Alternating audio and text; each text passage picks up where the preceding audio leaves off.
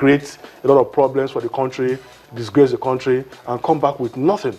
The morale of these athletes will be dampened. So I think this is the right thing. Camp resumes February 7, like I said, under Coach Tony Onyegbachi. And, you know, the 2015 All-African gold medalist, Edith Ogoke, and a lot of other boxers, you know, have been called to camp.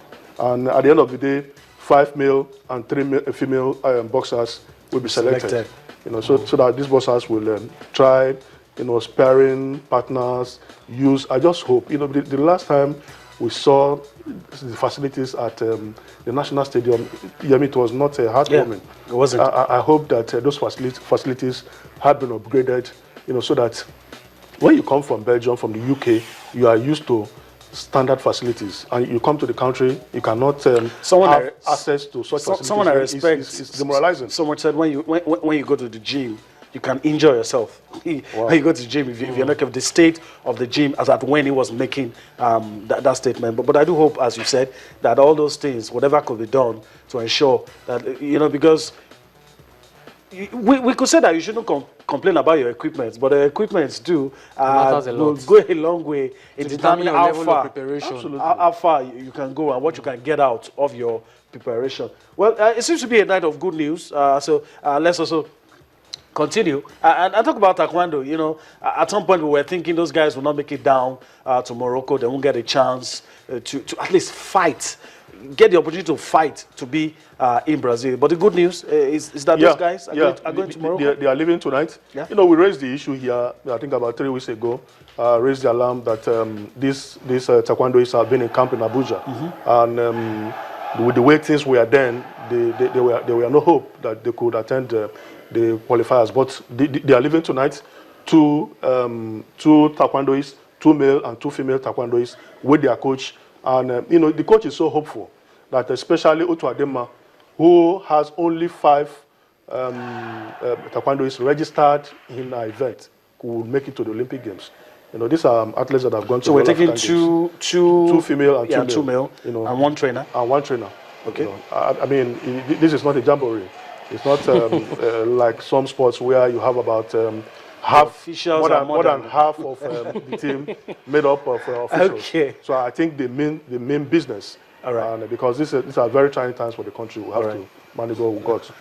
Okay, we're going to go on a break now. It's been exciting, heartwarming. Talk about some of the things that, you know, good news, cherry news coming in, talking about boxing, talking about Taekwondo. And of course, we hope that this week the trend will continue. We'll come here and be talking about the good things happening across board in all our sporting federations. All right, we need to go on a break. We told you earlier about the NPFL Super 4 currently going on. We want you to enjoy this game between Nasarawa United and Eyimba.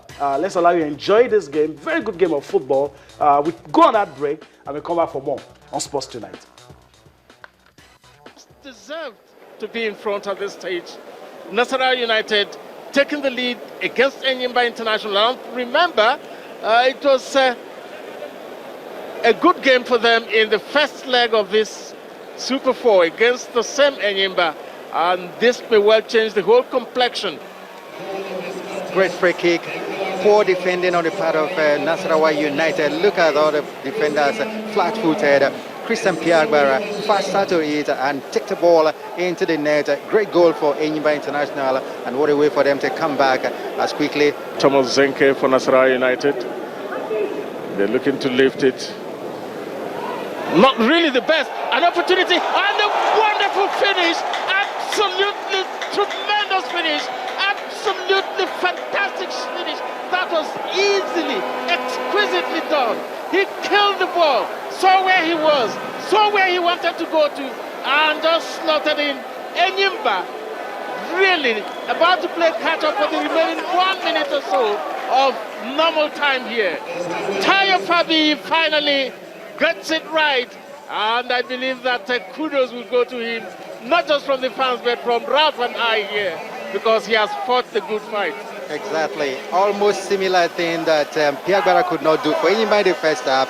From similar position, this man who usually misses has missed this time.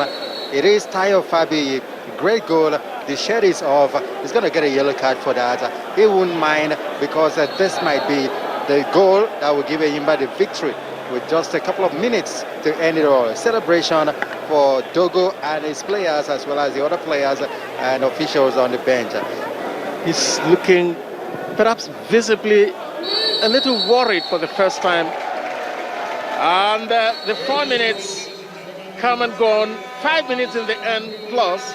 But it's Nasarawa United that's... All right, welcome back. Good one for Nasarawa United in that one. Like I told you, it was a good game of football. And, of course, the guys enjoyed themselves. And, of course, you know, these guys are preparing to represent Nigeria on the continent. They played earlier in Kaduna. Now they are in Uyo, battling it out for the MPFL Super 4. But on the strength of what you saw, I don't know if we can read too much into the performances that we've seen, but like Julian, pointed out while we were watching those clips, that Nasarawa United seem to be doing well in this competition. Yeah, they've maintained the bulk of the team they had last season. Yeah, and they've brought in some players like Lawson Ichu, a good midfielder.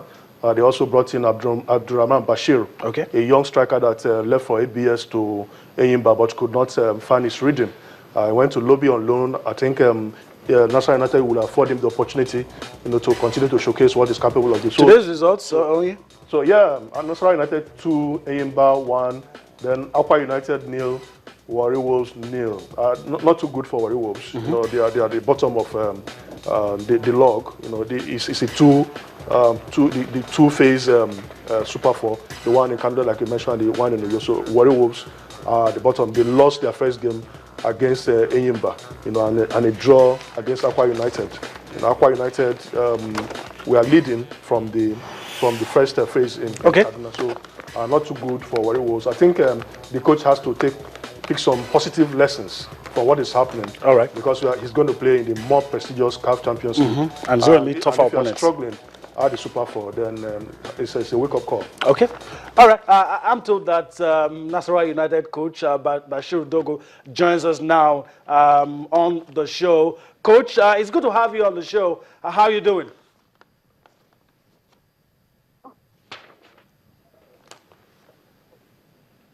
All right, Coach, I don't know if you can hear me.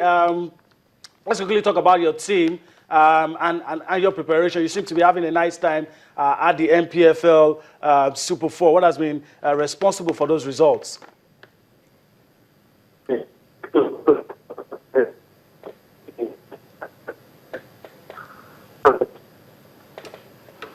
Okay, we'll try to re-establish contact with Coach Bashir Dogo. We're having some issues that, of course, we'll try to get back to him to have him talk to us about the players they've recruited, about their plans for the CAF Confederation Cup, and of course, it looks as if they're going all out to win this tournament. I don't know if you agree with me, Julian. Well, they're in the driving seat right now. Top of the table alongside Akwa United. Both teams have 8 points. Enyimba have 7 points. Wolves have 4 points. The Super 4 tournament for me has been very funny because Wolves won their first game, and since then they've not won any game, since then. So for Nasarawa, it's all about doing well on the continent. I really do not care who wins the Super 4. It's all about doing well on the continent. They'll be playing in the CAF Confederations Cup. They've never been to the continent before, so it'll be interesting to see how they represent Nigeria. It's been a long time we saw a team getting to the final of the CAF Confederations Cup. I think it was Dolphins some 11, 12 years ago. So we need our teams to qualify at least for the group stage. In the last 2-3 years, no Nigerian team has qualified for the group stage. So it's a bigger incentive. I mean, we say the MPFL is one of the best leagues in Africa. We need to translate, that form on the continent. At least have 2 or 3 of these 4 teams represent us, either the CAF Champions League or in the CAF Confederations Cup. That's a bigger picture for me. Okay. The coach is back online, Kabiru Dogo of Nasarawa United. It's good to have you with us. Well, let's quickly talk about your team and the players that you have recruited this season. How are they shaping up for the challenges ahead? Yeah, we thank God for everything. Unfortunately, the Nasarawa United was stepping out its continuity, and at the same time, if we look at the recruitment this season, it's based on some boys that have worked with before in ABS. Just about 7 players, they are all my former players. They know what I want, I know them better, because there's no time for us to be trying new players. That's why we go for those who know what we want, and we go for those what we want. Okay.